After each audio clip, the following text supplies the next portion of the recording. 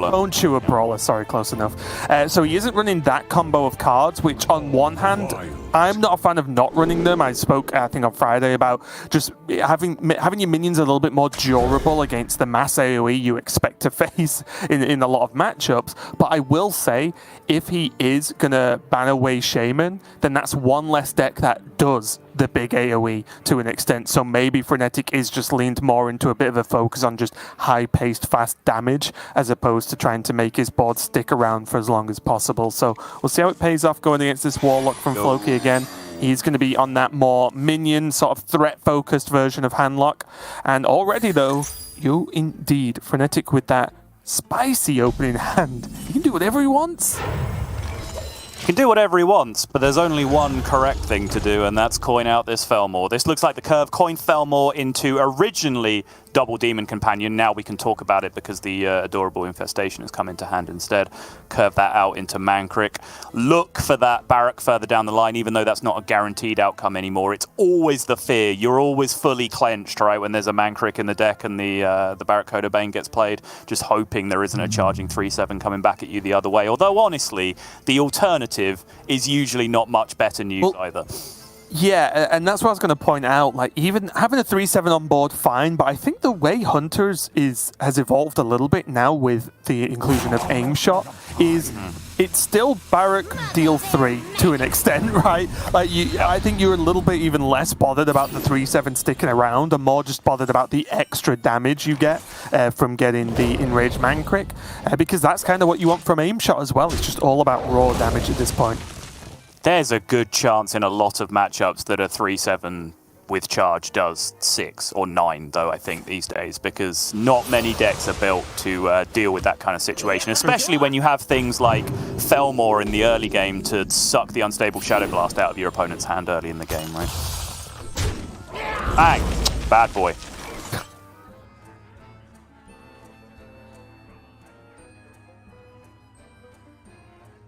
Perfect opportunity to redeem yourself there, Raven. Having now had the reference explained to you, you could have made a Bad Boy Records joke to follow that up and then get back involved in the conversation.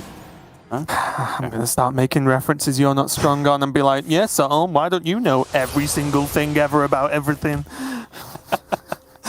Like World of Warcraft. Yeah, there you go. The games made by the company whose games I'm currently commentating on. Any of them. Here, though, I do like Frenetic just sidestepping the expected turn here from, instead of playing Mankrik, he had the opportunity to make this Felmore dodge a Drain Soul, as well as a few other AoEs, whether that's nice. Touch Coil. And you might think, oh, we'll just play the Mankrik anyway, it's a strong on-curve play. But this pretty much forces either a Soul Rend or a Shadow Blast just to kill one minion here. And he still has a strong follow-up with this 3/3 and the Wriggling Horror on board as well. So not a play a lot, every player would make, but a play I definitely appreciate here from Frenetic.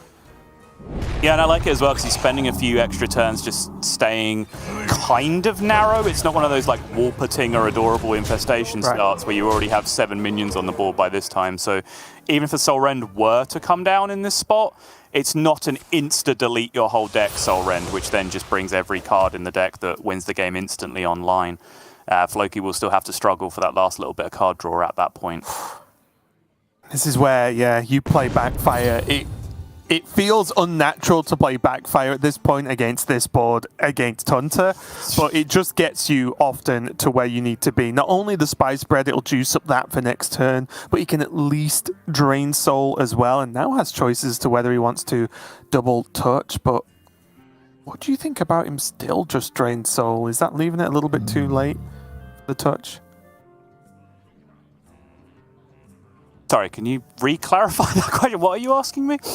So he can either just Drain Soul or double touch this turn now, right? Right. Well, if he just drains Souls, it doesn't gain as much health now, but his Spice Bread would heal for one more, and yes, he can still double touch next turn with the Spice Bread, which will boost him massively. Yeah, and I think in this case, because if you just play Drain Soul, you still get to trade a 1/1 into a 1/1, right? And take a little bit of extra damage off the board, whereas Double Touch is kill a 3/2 and then trade your 1/1 into a 3/3 anyway. I don't think your gains are big enough with using 2 touches to justify doing it, right? So I do kind of enjoy this play overall.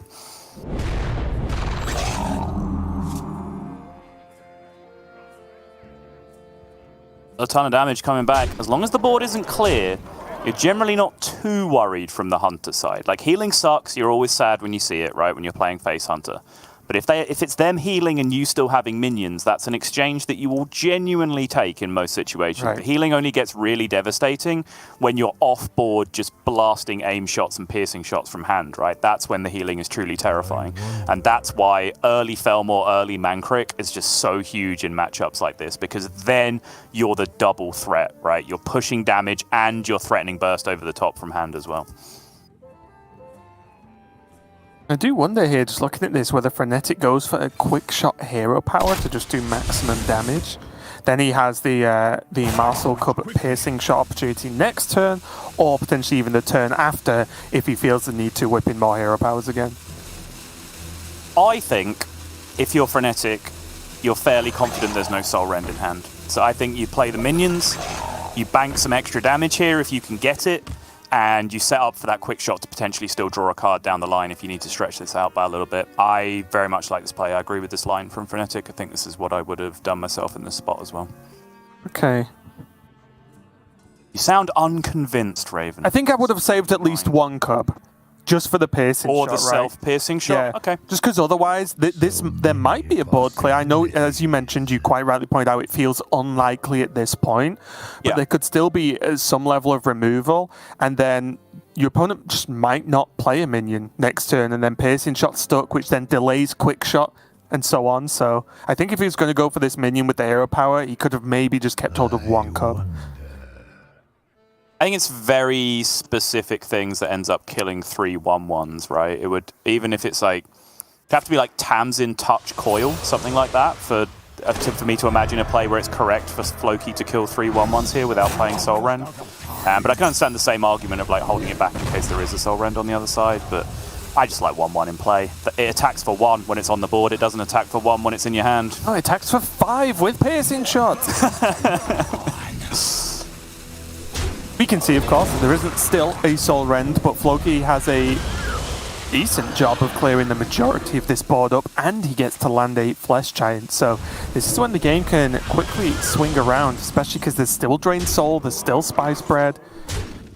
He's not too far away now from the Bristleback as well.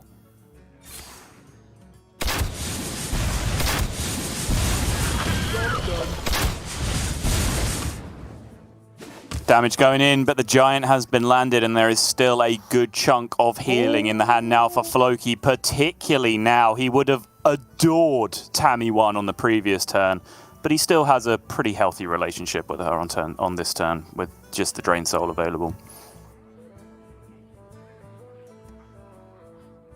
I wonder. I think he's looking at Spice Bread. What, like Spice Bread Unstable Bolt?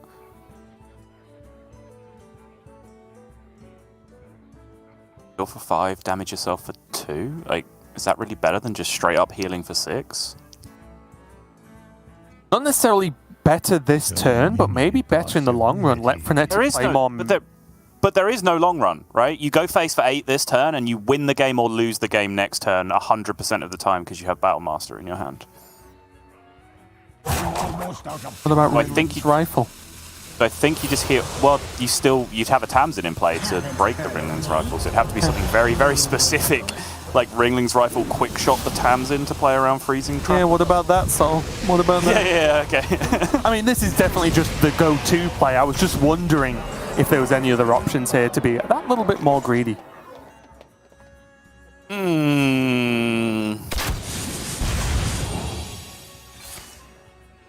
Four from the hero power. Close. 3 So from a quick shot hero power next turn. But the BGBM, as Gia started calling it and then stopped. I don't know whether I forced her to stop calling it that because I started calling it Happy Cow in response. But I quite liked BGBM. I thought that was fine. But apparently we're not there anymore. Just a bit too long, wasn't it? Strike. For BGBM, it's a lot shorter than Battleground Battlemaster. Depends how fast you say Battlegrounds Battlemaster. Floki gonna take the victory there with that BGBM, Battleground, Battlemaster, Happy Cow, whatever you want to call it. And again, although that looked kind of rough for Frenetic at the end, I do agree with the way he approached it, right? He's never going to try and kill a giant that turn. He can effectively put his opponent to 2, hope for the best, hope the 1-of isn't there.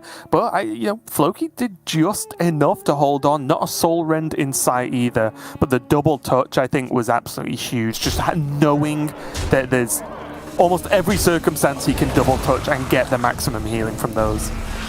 And honestly, I would say it's fairly rare for a Face Hunter handlock game to go like that, where the Warlock wins it fairly convincingly without ever getting down to 10 cards in deck. Because that's usually where I see success for the handlock, is you have a nice soul rend, and then you delete a few cards from your deck, and then just maybe with one backfire, you're able to get into that range where Bristleback comes online, and you're able to pick up these massive swings of healing, right? And put massive taunts in the way, whatever.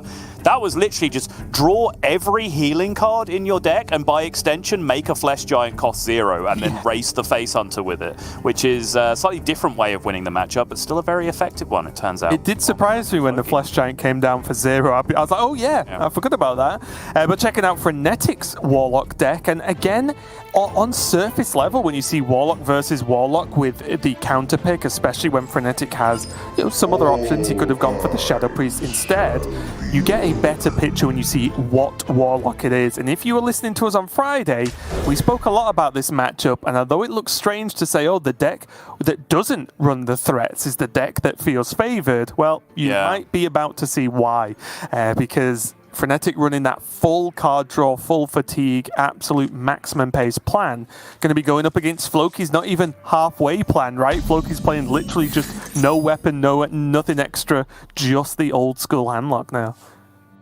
Yeah, and Rod in Hand for Frenetic, you will love to see that. I think efficiency of removal in the early game is fantastic because you just make stuff as cheap as possible. The efficiency of threats coming down on the other side is very high, with potentially cheap giants coming down, and the threat of cheap gnolls coming down even alongside that, cheap Anetheron coming down alongside that. So if you can make your removal as cheap as possible in response, that's a very, very big deal. When you're backing up Rod with double backfire, this is the juice. Yeah, even Floki just chuckling a little bit as he sees the Rod equipped on curve. Probably has a feeling for what's coming next. Panthara. Yep, that's the play. Oh, disgusting. He's got the nuts. Are you expecting something else? No? I will say, though, that this is just really highlighting what the deck wants to do. The double backfire, they're all going to get cheaper with these Pantharas. With the draw next turn, you can then play the other Panthara as well and keep it cooking from there. It's going to get pretty ridiculous. Then you add Raise Dead into it for more Pantharas, maybe even the Neophyte. Already, I feel like Floki is very, very behind, and it's turn 4. And 1, 2, 3 on board. Yeah, I will talk about one or two of the differences between this list that Frenetic's playing and the list that we tested primarily, which was, I believe, Give Please list from the APAC region. Frenetic is playing the Nightshade Matron double Hand of Gul'dan, 2 matrons, 2 hands, as an extra card draw package. Whereas Give Please was choosing to play a little bit of extra removal in those spots. A second Shadow Blast, a Hysteria, going down to only 1 Hand of Gul'dan as kind of a finisher when you got down to that fatigue situation just to draw some extra cards. Hysteria is a very good card in this matchup, I will say, and I did find it very useful in testing.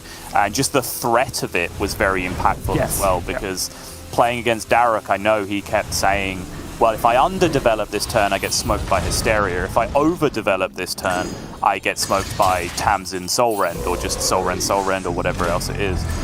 So just having that kind of dual-pronged fork attack from the different varieties of removal, I think were a big deal. But I still think that this deck from Frenetic has more than enough to keep the board clear and keep on cycling as hard as possible. We can Neophyte backfire, right? He really wants to. He can Neophyte backfire, and then Panthara. the Panthara will end up costing 0, but the Panthara will draw an extra card, so he's going to have to dump something at some point over the course of the turn. That's fine. Yep, seems fine. He's going a different way, it looks like, though. Might be able to get all of this in with the backfire as well, actually, the way it goes, because he gets the discount on these now. Unlimited power. Has a tour guide to finish the turn as well. Yep, needs that card out of his hand. If he didn't get anything there that cost 0, he could have just dropped the Mortal Coil on his own Panther and not drawn the card, obviously, but this way was far more optimal because he got the extra card draw off the Mortal Coil, but also got a card out of hand with Tour Guide and sets up another 0-mana tap for the following turn. And that Bristleback's active this turn. Yeah. It to be. Panther. It's Kill the just giant. Active.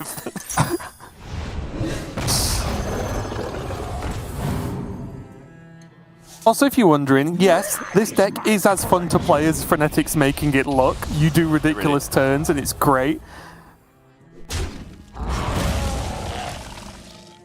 Now look at Floki's hand in comparison.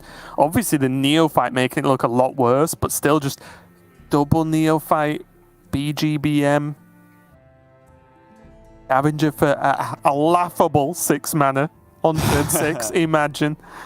Like, what does he even do? Does he have to just, like, double drain or maybe even just Tour Guide tap something drain? Like, oh, not good, I is just want to check, because I looked away briefly to fix an issue with my Spectator. He chose not to use the Shadow Blast and instead traded his Panther into the Giant, right, is what happened? Yes, because this is Panther resurrected. Yep, okay. I wonder. So I was wondering whether he would go for just kind of max damage, max self-damage Turbo Quest with the Shadow Blast, and it also, I was about to make the comment, he's also, while doing all this, just zooing Floki down at the same time, which you could have been supported even more by Shadow Blasting the Giant going face with the minion, but this is probably responsible. It's one thing that is really starting to interest me about this version of the deck is, do we hit a moment where the community or, pros, whatever, have decided that there are certain cards you actually try and hold because you can draw so much? Can you get to Tamsin too at a reasonable rate and still like force hold a backfire, force hold maybe a Shadow Bolt with the Tamsin 1 along with that hand of Gul'dan? You probably can't consistently do all of those things, but I do think it's interesting to see if you can hold any sort of finishers even if you've had them in your hand for most of the game, such as Frenetic has with this backfire, for example. This situation that Frenetic finds himself in now is kind of the exact reason why I was thinking spend your mana last turn, right? Play a card, get the Unstable Shadow Blast out of your hand, because you can see he just didn't really have a play that made sense at the start of that turn because his hand was too full. And this is one of the biggest pitfalls that I did find with the deck.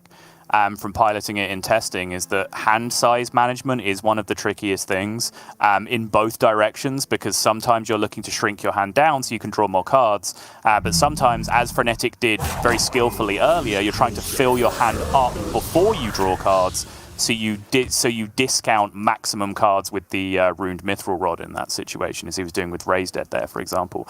On that turn, chose, in inverted commas, to deliberately burn 2 cards, one with the Matron Hand interaction, one with the life tap. That's not Frenetic not understanding how basic Hearthstone works. It's just the cards in his deck don't really have significant value to him at this point. He's just trying to turbo towards fatigue as efficiently as he can. It was a bit of a shame that one of the cards was that Raised Dead, because it's useful to get to Tamsin and to have more stuff that helps Tamsin anyway.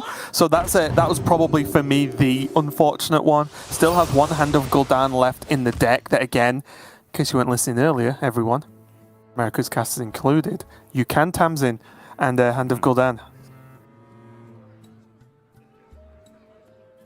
Yeah, not going to get discounted, though, which I think was part of what was so disgusting about the game that Dimitri had, is the hand was so cheap. It was like Tamsin, same turn, backfire, same turn, Tamsin, other Tamsin, plus Jupiter. Like, it all came down at the same time for ridiculously cheap. But normally it's Tamsin 2, then you go nuts the turn after, right? Yeah. And, meanwhile, we talk a lot about Frenetic because he is, of course, playing the a little bit more combo-focused deck, a little bit more sort of bigger turns going on, but Floki's just trying to put on pressure, make things awkward. He's just played the Neophyte, which in a lot of circumstances can be a problem, because I've also done this as the more normal handlock. You play Neophyte, then your opponent just goes Tamsin, unstable, unstable, unstable, and you're like, oh no, what have I done? just maximum self-damage this turn if Frenetic wants it. The first one, so the first pairing will cost 3, which means he'll have the ability to cast 5 more Shadow Blasts. Probably do the first one on the Giant, and then he'll be able to damage himself for 5 from the Tour Guide, 1 from the Giant, if he's the way he set this up, which is perfect, right? Yeah, good recognition. So now he blasts the 1/1 blast, the 8/5, and he completes with no overkill. Very nice. And also, it might look weird, like, oh, why drain soul before Tam's in? Well, he wants hand space, right? And these kills line themselves up anyway. So I do like the pre-drain soul being played. Yep, very nicely navigated in the end. Oh, it's so strong.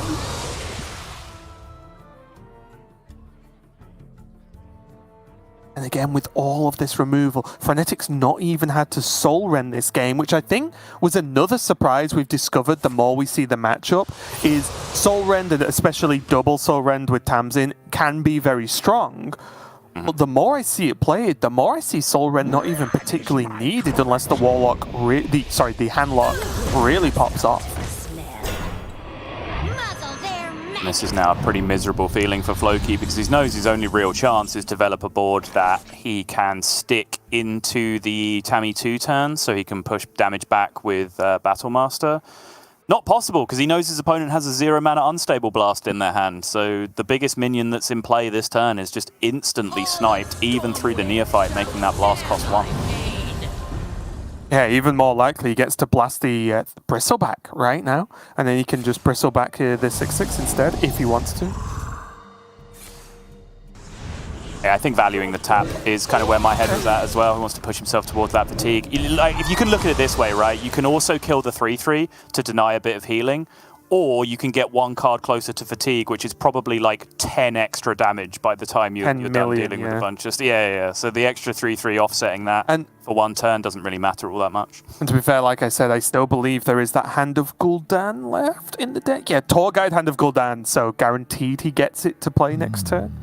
You just got the magic touch with the deck track, haven't you? It breaks for literally everyone else in all circumstances, but you just seem to nail it somehow. Oh yeah.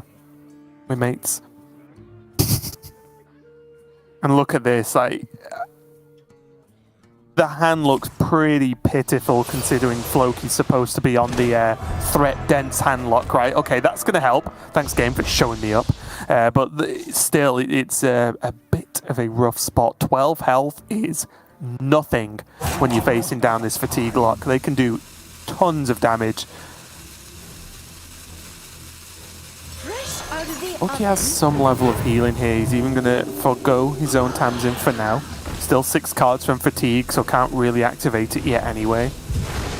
Yep, and then drain, trade, touch for maximum healing, be able to remove the 7/1. He's all the way back up at the lofty heights of 30 damage, but yeah, good luck with that, mate. Still has Tour Guide, still has Tap, still has Mortal Coil, the Tour Guide, even after this Hand of Gul'dan damage comes through. That's 3, 4, 5 going through. Tour Guide is 6, Tap is 7. He's dead.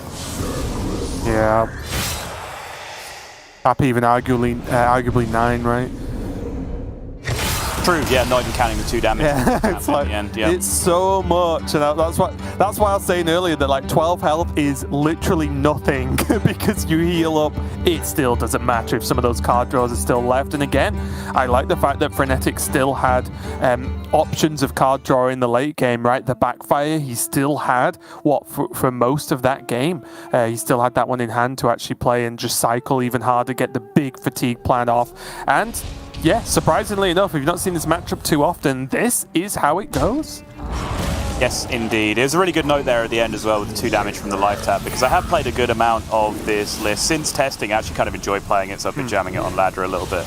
And I've got pretty good at counting the lethals quite quickly now, but at the times where I get it wrong, it's because I either didn't count 3 damage from backfire, straight up 3 damage, or the 2 damage from the life tap, and you're just purely focusing on the card draws. It's a very, very good note. Yeah, so much damage left to overkill. Yeah, as mentioned, you can even save the Tamsin Hand of Gul'dan interaction for the end of the game, because you can copy hand, but as Lorinda pointed out, you cannot copy backfire, because backfire is from the back school of spells, then so is a little bit more awkward to use. TJ and Lorinda, by the way, I think had an incredibly entertaining card. If you want to hear the comedy stylings of TJ and Neil Lorinda Bond, and I do, you go watch the Americas region, because I did have a very enjoyable time watching that last night. They were very amusing, even if large portions of it did ignore large portions of the gameplay. As usual. Yes. Does mean that Floki's going to jump over to his Mage now to try and counter the Warlock. And this is where, at least from when I played, the weaknesses start to show of this style of Warlock. Because a lot of this heavy card draw is reducing you down a lot in terms of health, right? You tap in a lot, you're using backfire, and there aren't that many targets against Mage, if any, at most times, to actually aim your healing spells at, and then Mage can suddenly just go, okay, boom, boom, you're dead. So this is a bit of a weaker one for me, and one where I think Floki can start to fight back and get back into this series.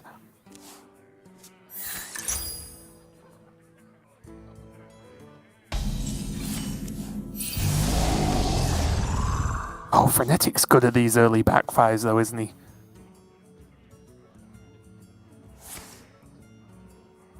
You okay, Sol, or am I alone?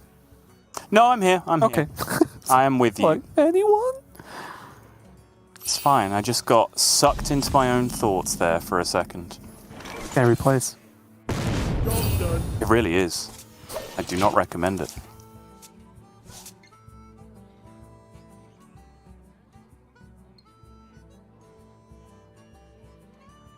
But awkward here from Floki. Although, again, I don't know if you'll agree, Sottle, but I do think, although this turn is awkward because there are no minions, I don't think Frenetic can afford to just do the not play minion plan against Mage. I think too many of his minions like propel his own game plan to an extent. I do think it's not like you can't. You are correct in that you can't not play your minions, but your deck is also very stacked with removal that you don't need in this matchup, and particularly removal that doubles up as healing as well, so you can just kind of play your own minions, shoot your own minions a lot of the time. Like, it's not hard to, when you play a Mana Feeder Panthara to draw a card, you just also Drain Soul it. But I think the luxury that allows that to happen most effectively is the Ruined Mithril Rod, which Frenetic has only just picked up. Until you get that, generally doing those combinations, spending your whole turn doing that is too expensive, and you're not fitting in a life tap at the same time, which can be a little bit awkward. Yeah, Frenetic did just overdraw, missing out on one Drained Soul due to it, but he does have the Rod. And if he taps, he's going to overdraw again, so... I was just going to take it, okay. This is accelerating the game plan, though, getting to fatigue as fast as possible. And again, if he chose to play a minion, he's then not only offering targets to Floki, but also just slowing his own game plan down. So although it looks tough and it is a hard decision to make, it does make sense.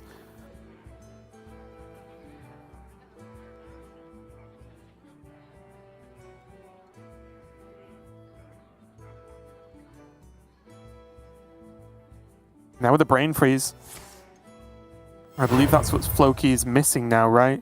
So he can go, probably, it studies into Brain Freeze his own minion. Yes, looks very much like that is going to be the case. Obviously, we're all very aware of this dynamic by now about how Frost Spells generally tend to be the most awkward, especially when your opponent is trying to engineer things to make life as awkward as possible for you. So Floki doing his best here to get maximum value out of these Frost Ticks while he can.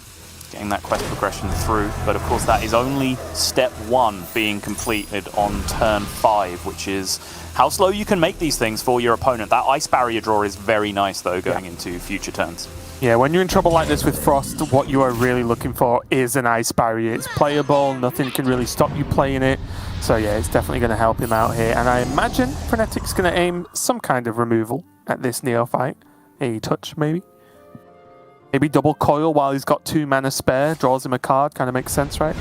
Yeah, double coil is interesting because it then means the natural draw off the top next turn will discount the hand, which is quite handy. He'll be able to get a couple of cards out of hand, perhaps even drop that Backfire or the Nightshade Matron to be able to cycle through. Playing the Raised Dead this turn is fine, right? Because it only draws 1, or only revives 1, which means he will still draw 1 card on the following turn and discount that Instead of discounting a Raised Dead from 0 to 0, he's going to discount a Neophyte from 2 to 1. Whereas if the Raised Dead had hit 2 minions, he would have gone up to 10 cards, and then he doesn't draw a card next turn. So the discount wouldn't have gone off. Good Neophyte timing though. Floki only really being able to play the Ice Barrier in the past. That's his whole turn. When he has so many cards, that's something you very much enjoy seeing. Playing against Mage is when it's a 1 card pass turn. Now Frenetic is working his way very quickly towards Tamsin, but as I mentioned, this is a bit of the danger moment. He has options to heal, but sometimes you end your turn in the mid-teens of health while you're setting up for Tamsin, and then you can just die even without the Mage having finished their quest. So it's a little bit scary, but in this instance, we can see Frenetic has access to enough healing to feel safe, right? He has the Bristleback to target his own minions, even though that means he leaves his own minion on board, but he has plenty here to be safe, and he's progressing through this quest very quickly. I hate to be contrarian, Raven. That's not true. I love being contrarian, but can you? You said, leave yourself in the mid-teens, which I agree is kind of the area you do tend to leave yourself in this matchup. How do you die from that point? Good old Fireball, Frostbolt, right? Is that nice? Right, okay, yeah, fair enough. But literally, Fireball, Ignite, particularly in a no encounters flow game, right? Which again, we're looking at a very expensive hand from Floki. The reason I bring it up, I'm not trying to do, oh, gotcha, Raven said something wrong, but I think really? I know for once, that's actually not what I'm doing. But I think that's kind of an irrational fear that it's important to conquer when playing this matchup, is that you think if you take too much damage, you're just going to die from hand without quest getting completed. You're just not. It's really not possible most of the time. The deck's very engineered to only deal big damage through the extra spell damage at the end of the game. I definitely think the no flow until obviously this exact moment that Floki's played flow this turn, but I think the no flow is a big deal as well, but I guess it was more of less die in one turn, but more take some damage and then you are forced to generate some kind of heal or be dead the turn after. Get 2 turns basically from low teens. But as I said, Frenetic's got himself in a good spot here. He is moving towards that Tamsin, has that free tap now. Another Neophyte picked up as well to help him out. It's all looking pretty good.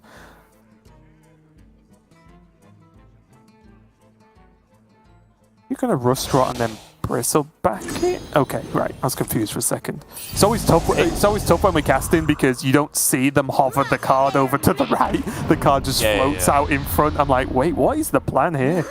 So I started the turn with a question in my own head, and then Frenetic very quickly answered it, which is I wasn't quite sure why the Rod was being played as a matter of priority, because there was only 3 cards left in the deck at that point, which seemed to make the whole thing a little bit pointless. But that's what the cycling was about with the Viper, right? Is he was able to then draw enough cards to actually get discounts on this hand, so he can really explode in a single turn from this point. And Sol, I spy a Tamsin. And multiple, and Hand of Gul'dan, right? He has to cast it to get the value from the Tamsin. Playing their Matron would not achieve the same goal, but still very, very doable from next turn. Yep. And that's why those discounts are very important, right? This is a good spot from Frenetic to set this up, right? Use the weapon and the cycle off the Viper to be able to get an extra discount on his hand that wasn't available otherwise, because there just wasn't enough cards left in the deck to achieve it. That way he gets 1 mana Tamsin, 3 mana Hand of Gul'dan, which is total 4, which does fit into a turn with Tamsin coming down same turn, for example. Whereas a 2 mana Tamsin, 4 mana hand costing 6 would not. So he does potentially give himself options to accelerate his kill combos by 1 turn by doing it this way. And Floki's just been having a bad time, hasn't he? The turns he wants to achieve something, he's been Neophyted. The other turns he's been struggling for frost targets. One of the turns he literally just played Ice Barrier and passed pretty much for a whole turn back over to Frenetic. And then he has to sit and watch Frenetic do about 18 different things in 1 turn and maybe cry a little bit inside. It's all been going downhill, honestly. Unfortunately, since he does not have a tour guide in play for the final turn, he is going to be a little bit off doing the absurdly broken thing immediately, but it is Tamsin in play. Frenetic can probably just choose to take maximum healing on this turn if he really wants to, because he'll be very confident that the game is ending next turn. Yeah, I think so. Looks good to me. he probably plays the Shadow Bolt, right? So an arcane spell was played as a secret from Floki, which could be counterspell, right? That's from the arcane school from Frenetic's mind. So with the setup he has enough mana to break it all in one turn anyway. So I guess minor optimization. Don't do it this turn. Just do it next turn, and then that way you'll be able to break it all in one turn. Yeah, I guess he has the Soul Rend, right? Because I was a little bit worried that like things could get a little bit tricky. But I guess he has the Rustrock Viper as well for the Shadow Bolt target, because obviously he doesn't want to Tamsin and test it with Shadow Blast on his Tamsin and then go Hand of Gul'dan, and he can't play a Nightshade either, so... Just small things that can go wrong sometimes, but Frenetic has looked very confident on this list and very focused too. Yeah. There you go, Unstable Shadow Blaster test has the target on the other side, so none of those concerns that we were talking about, but those concerns were very real, but you can see how much mana he has available. He could have just dumped Rustrock Viper. Yeah, exactly. That with the Unstable Blast if he needed to. So he was chilling this turn, and there you see Hand of Gul'dan, Shadow Spell, interaction, goes back into hand for 0 mana, and I'm very happy to have watched this matchup play out like this, because I have played this matchup a couple of times on ladder, and I am 100% in it on a small sample size. However, I'm playing a list now with 1 Altar of Fire in there, just because I do find Altar of Fire to be quite a useful card in some aggro matchups, just to get down to those bristlebacks nice and quick. Originally started off with 2 because I was just playing Give Pleases list, found out against the ladder meta that 2 is a bit sketchy, went down to 1. But both occasions I've played against Mage, I have altered an ice barrier from my opponent, which obviously makes them feel entirely miserable about completing their quest, when I'm also killing every minion that I play on the same turn on my side. So I'm happy to have watched a version of the matchup where that didn't happen, and seen that actually it still looks pretty miserable for the Mage overall. Yeah, I think miserable is a fair word there, because Floki did what he could, right? It's not as if Floki threw turns or missed out on damage or missed out on quest procs. He literally did everything he could that game. It's just Frenetic was just speed bump after speed bump after speed bump, whether that's in the form of neophytes or in the form of just Frenetic not leaving minions on board and making it as difficult as possible for Floki. And it does mean now that Frenetic, of course, still got his Warlock left, and there's just Rogue from Floki. And you've said you've been playing a lot of this style, at least, maybe not the exact 30 that Frenetic has, but how do you think it fares versus Garrote Rogue? Because to me, it feels like this Warlock might be one of the few decks that feels, as a combo deck, that feels as fast, if not potentially faster, or at least more durable with the heal potential.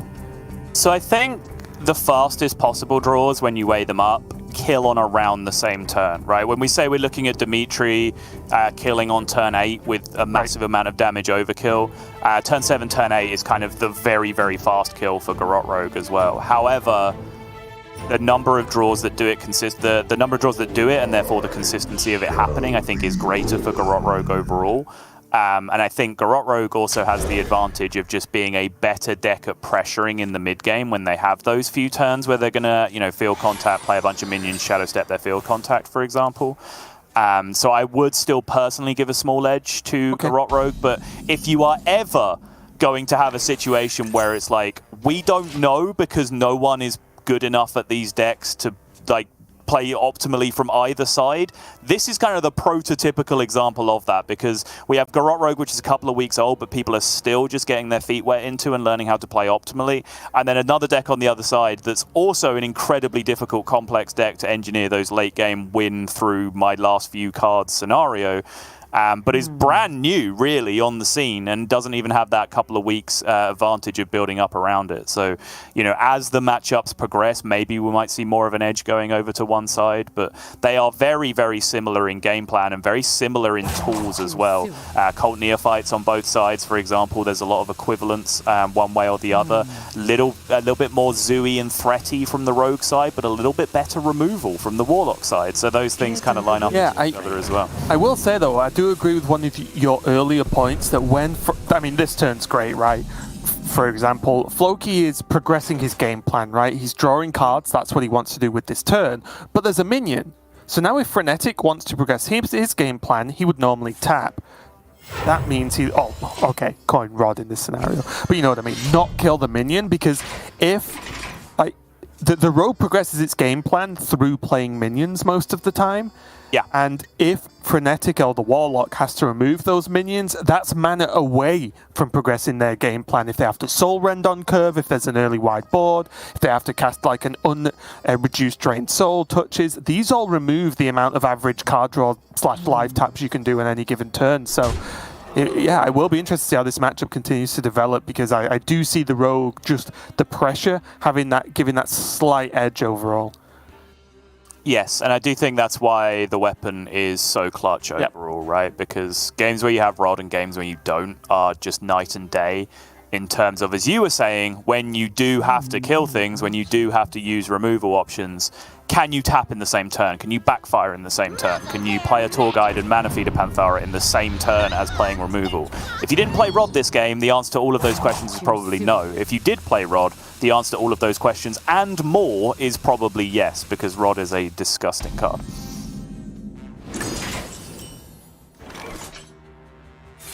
Now, I imagine here, okay, yeah, Frenetic doesn't care. I like it. I was going to say, if any... Oops, sorry, I just punched my mic.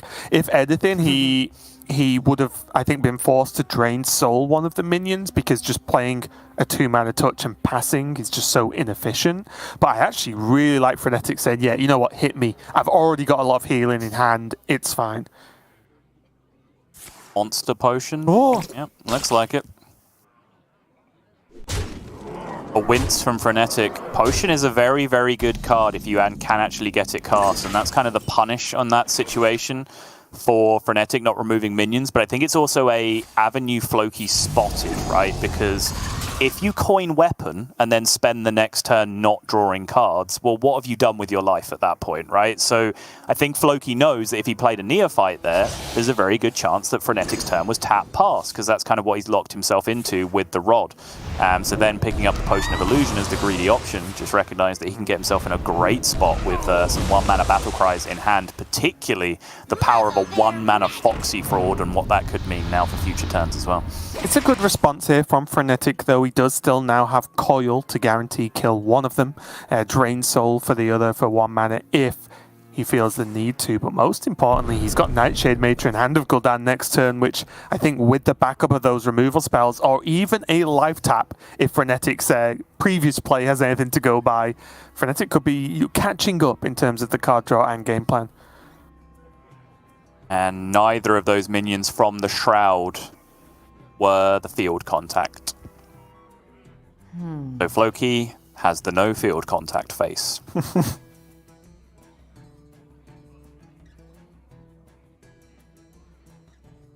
Because I think, honestly, this is the hardest thing about the deck. You know, people talk a lot about, you know, oh, the lethal outs and understanding how do we get to deal 32 in this position, what's the sequencing to be optimal. That stuff, to me, is not, like, a difficult thing in a card game, right? Like, you might screw it up a few times, but then you learn how to do it, and it's just a memorization thing, and months down the line, it'll be a formality for basically everyone, because we'll all be in the situations where we know what we're doing.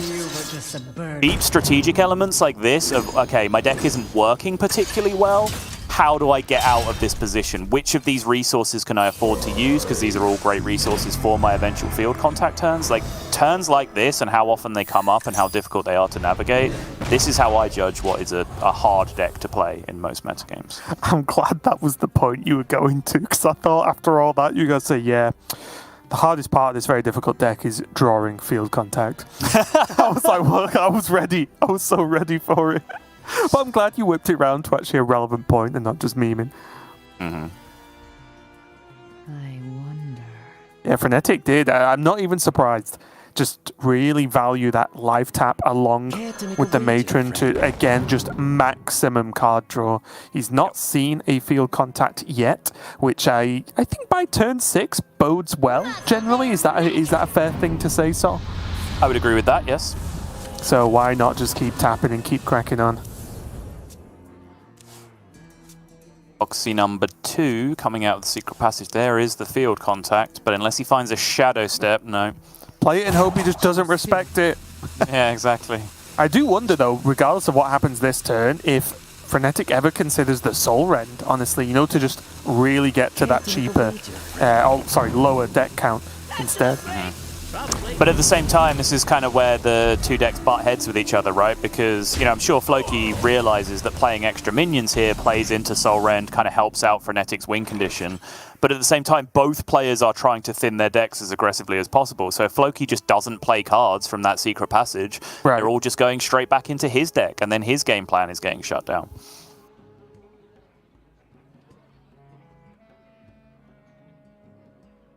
Infinite truths.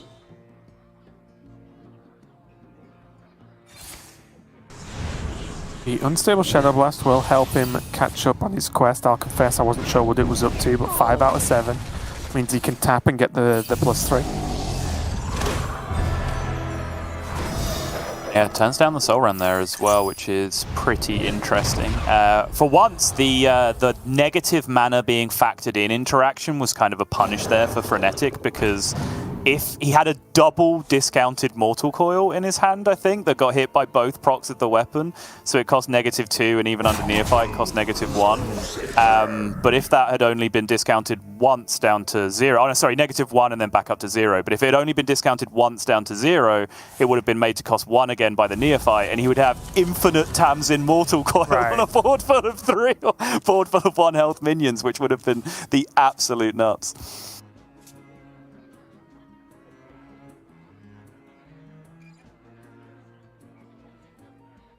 No card draw.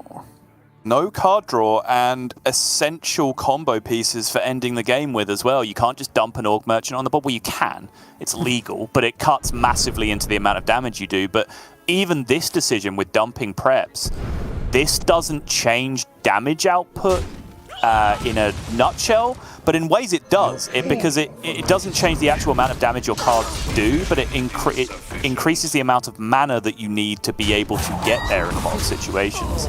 But still, 2 extra cards out of the deck by playing those preps, 4 extra cards out of the deck now by playing the Octobot and the Orc Merchant as well, means that Frenetic is going to be looking to clear this up as effectively as possible, I'm sure. Yeah, and it's starting to look really good for Frenetic here. Gets the snipe on the Octobot, so there's 1 reduce just gone straight out the window for Floki.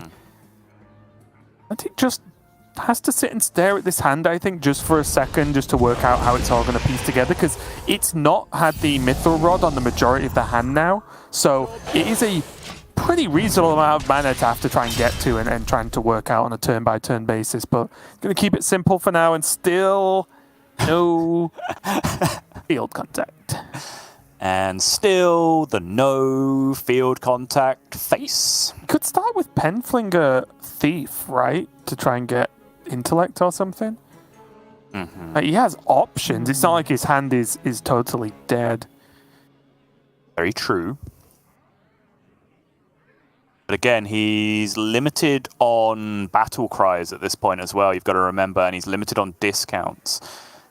Because 1 Orc Merchant was already committed to the board and used, so that's 1 potential spell damage gone. If he's ever forced to commit a Shadow Step at some point, that then cuts into damage as well. Frenetic very, very capable of healing all the way back up to 30 at this point.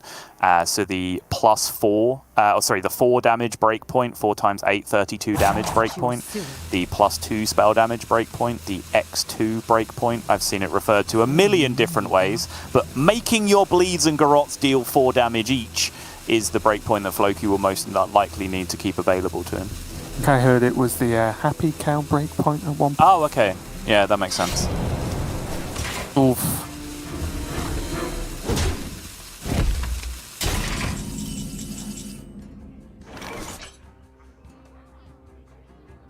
Mithril Rod actually isn't too bad of a pickup. It's much more reasonable to get the second rod be effective in this deck than it is in the more general handlock version, right?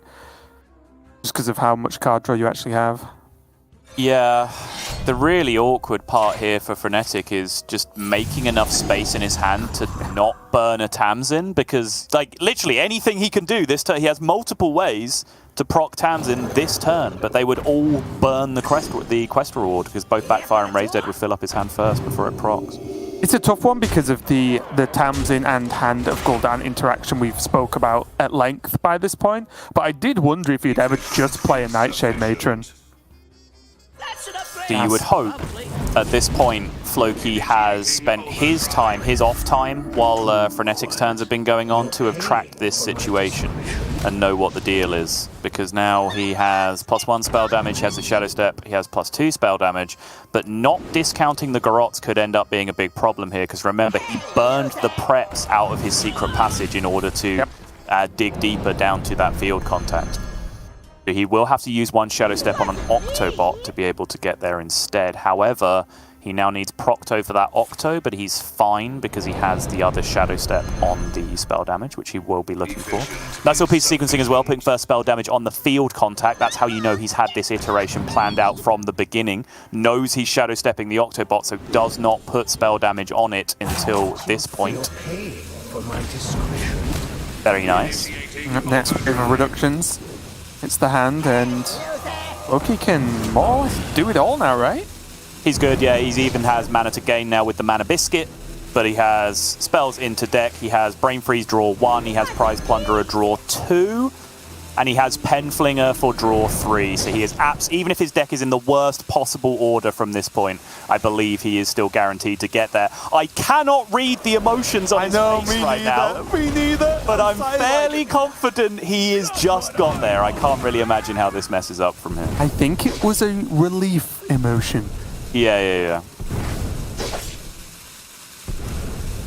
But we will wait. I know, yeah. Kick through. The bleeds are coming. The bleeds are coming. The dagger can still attack, so at the very least, that is already lethal. But I'm sure the final bleed's just going to come and do the job. There you go. Okay, Very nicely executed. I feel like we've been waiting a while for a banner game, a game that we can take home, put on the fridge, A star, A plus, whatever you want to call it.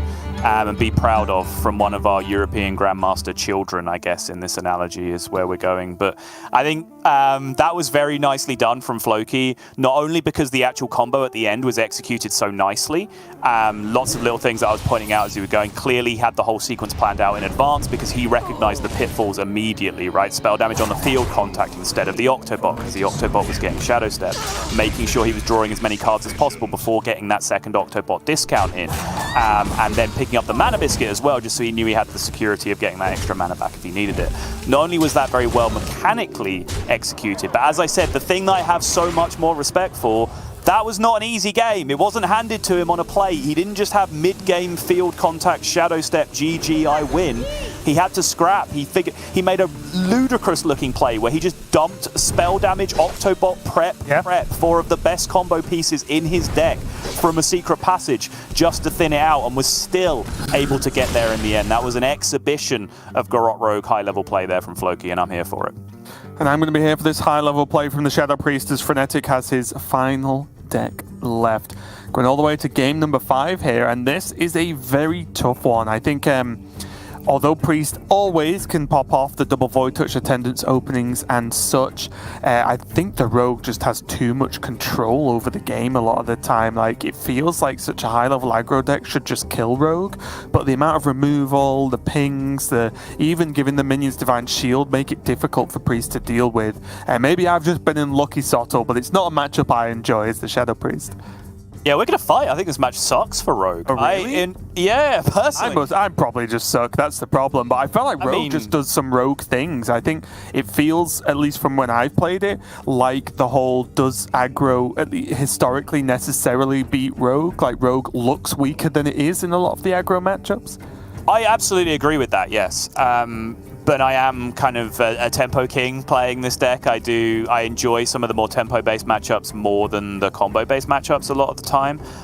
The problem with this one, though, is that I've had multiple situations where I've just felt like, okay, there's my tempo swing turn. I've gone field contact, blah, blah, blah. Prize Plunderer, Shadow Step, Prize Plunderer. I've won the board.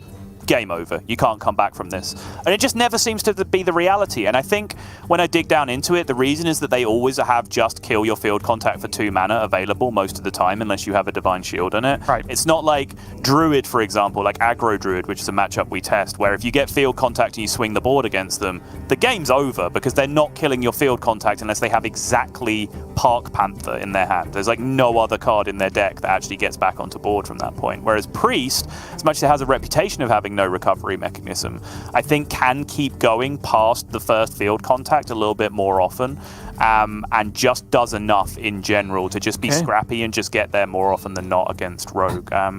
Well, see, now, I mean, we can do an America's sample size of 1 wager if you would like to, Raven, on the outcome of this next game. or we could just play it after the show. I kind of just want to play, and we'll have a look, see how it goes. You can be on the Rogue. So we'll see how this one goes in this game. And again, it is kind of a best of 1 important sample size for these 2 players, right? The winner of this 1 game now moves on to the finals to face Felkane in that last match of the day, last match of the weekend over here in the European region. And the winner of that gains 5 points, so big win for either player here. Floki, of course, I'm going to be a little bit biased towards because I want my prediction to be right. You a little bit biased there, Raven? Are you interested in Floki winning? Of course. You want to pick up a win in the castle predictions? You're going to be subtle and dark in one day. Derek picking Frenetic, of course, and looking at these opening hands and me not doing more silly accents or impressions, I guess. Frenetic, it's not looking too good, is it? These aren't really the 1-drops he's looking for, so not at least against Rogue, so not too much of a surprise to see at least the majority of these cards get tossed. Yeah, and unfortunately, the Jedi Mind Trick doesn't work on this occasion. You can't just have bad 1-drops in your hand, wave 2 fingers at it, and say, these are the 1-drops I'm looking for. Unfortunately, it just doesn't quite work out that way. Oh, at least Floki's got field contacts this game, both in hand on the opening, but Frenetic got a much stronger post-mulligan hand here. Void Touch, Neophyte, and a Death Imp to just go that extra bit wide. In a post-mulligan world. I feel like you like this a lot more than seems like it. I don't know. You like the prize plunder on 1 though, makes sense. These are the plays you need to do to just slow down the priest. There's no point having a fancy prize plunderer later on if the priest already has 7 minions on board. Yeah. This is the dynamic, right? Is, you know, when we were kind of debating about the matchup, if we want to debate this matchup in full, obviously we have to get much deeper into it. We kind of talked about one situation where Rogue does have the hand, right? Because that's what you set up. The tempo swing can happen, right? And I was just kind of talking about like whether or not you recover from that as the priest. You've also got to factor in all the situations where it just doesn't happen, right? Where you just curve out early with the priest and the answers just aren't there because the answers are very few and far between in the Rogue deck. You also, if you want to engage with it entirely honestly, have to factor in the amount of times where you just draw a Lucia and that ends the game and nothing else matters from the priest side. And I think all of these things do tend to stack up because you can start to see even this, which is a good hand. 1-drop on 1, field contacts in hand, because he didn't also have exactly Octobot to go with it. Right. Hand's real slow. The field contact doesn't actually do anything with his current hand for quite some time at this point. Yeah, that's what I mean. Like, it's going to be so long before this hand gets value out of 2 field contacts that you almost might as well just play a 3-mana Bloodfen Raptor. The real thing that was missing here was the Ethereal Orc Merchant to deal with one of these imps. That's the card that's missing. I will say, in all honesty, even though I'm sounding like a joke, the deal 1 damage minions from this deck are actually pretty strong.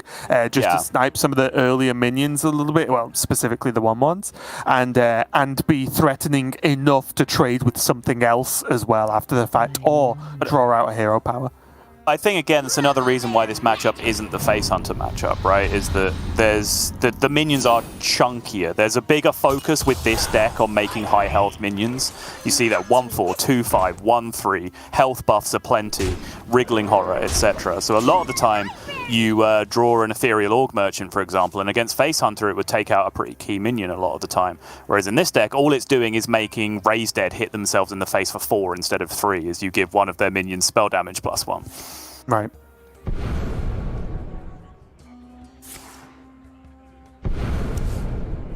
Prep Shroud's pretty good. There's an Octo. Whoa! Hello. I see a Procto.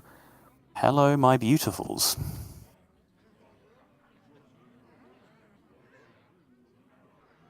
And very difficult for Priest a lot of the time to deal 4. The fear that Floki has is there's a 3-attack minion on the board, and Wriggling Horror exactly exists. They've got stealth, though, Raven, is the issue. So it's of course. It's not going to be a problem at all, even if Get that Floki doesn't Octo want on board, then. What are you doing? Yeah. I completely forgot about stealth. Yeah.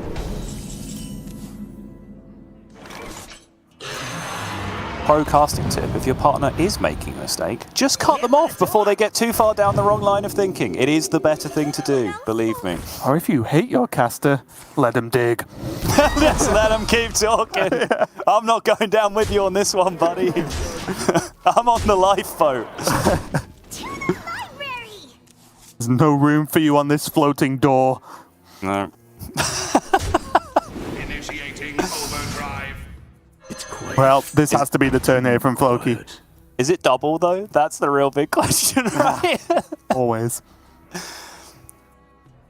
Because you could Procto thy Octo again, play another 1-mana field contact. You'd only have 1 battle cry to kick off with there, and 1 mana remaining total to keep drawing with. So yeah, your draw chain on average just gets interrupted way too quickly if you go down that line, I think. So this makes more sense. One Thief is certainly the go-to here in the matchup, looking for combustions. Shooting Star was potentially nutty there. Wait. Because of the potential spell damage that could come out as well. Shadow Step on the Thief to then get the Hot Streak so he can play Fire Sale. Oh. Sure. All coming together. Might be the Grimace. Hurrah. It's a Grimace from Floki. It's not looking pretty. I haven't seen the hand yet, but I have seen his face, and these emotions I could read. And that's not looking like it's going to be good enough. Still 9 damage left on the other side, 11 with the hero power.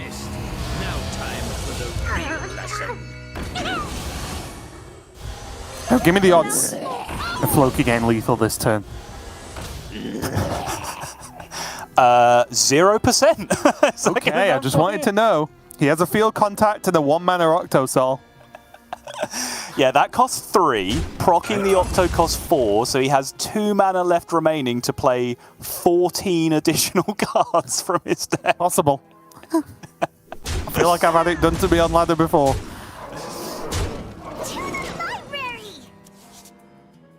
And to keep him with a bit of refill as well. And I really like the, even though the hero power obviously always helps push damage, I think what he did this turn was so much better, right? Just make his, too many big minions for Floki to deal with.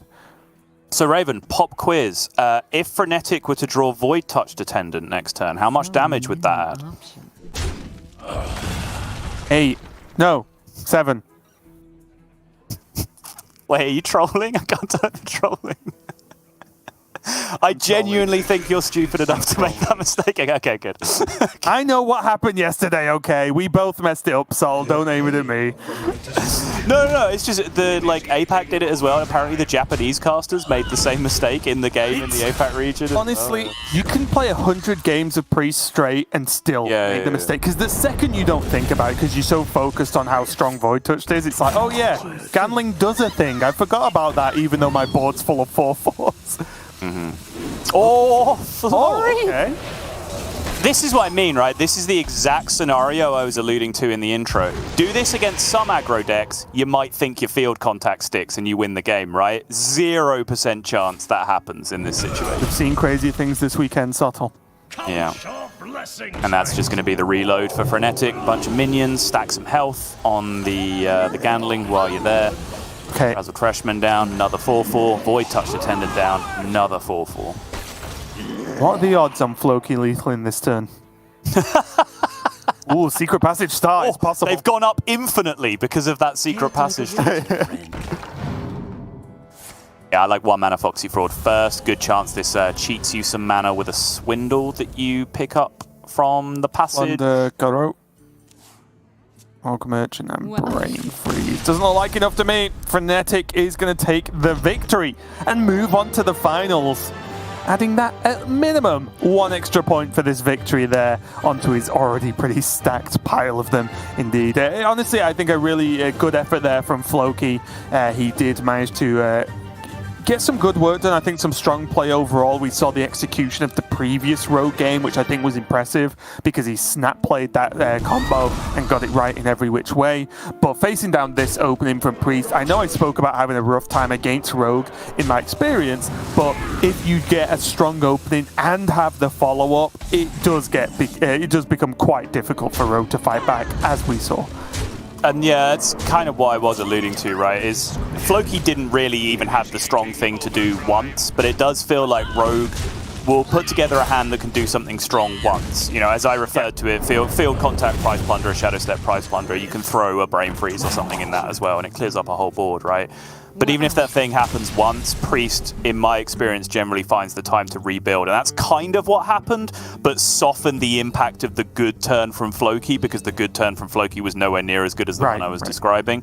And Frenetic had to do much less to be able to rebuild afterwards. But you saw the ability to do that. It was just like, okay, good job, field contact, ping, and now I will play my stuff and we'll be back in the same position we were before. So yeah, I still think it's a very, very good matchup for the Shadow Priest overall.